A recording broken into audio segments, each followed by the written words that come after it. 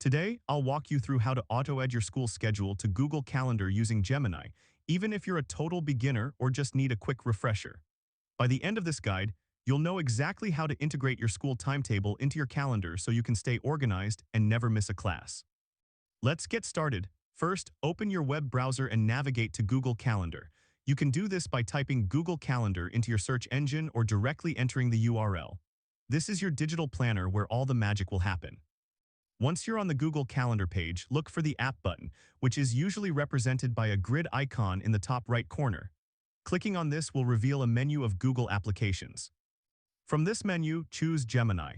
Gemini is a powerful tool that helps you manage your schedule more efficiently. Now that you're inside Gemini, it's time to import your school schedule.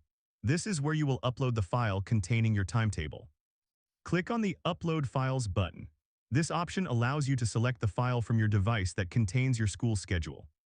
If prompted with a disclosure, simply click on Agree. This step ensures that you understand the terms of using Gemini. Next, instruct Gemini to add your schedule to your calendar.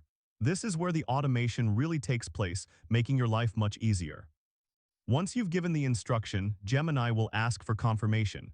This is a crucial step to ensure everything is set up correctly.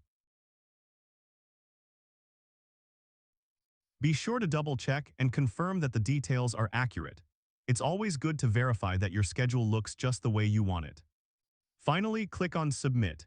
This will finalize the process and start the integration of your schedule into Google Calendar. Now just wait until the process is completed. Depending on the size of your schedule, this may take a moment. To check if everything has been added correctly, head back to Google Calendar. Here, you can see if your school schedule is perfectly integrated. If this helped you out, please give the video a thumbs up. If you run into any snags, leave a comment below. Subscribe for more actionable guides. Thanks for watching.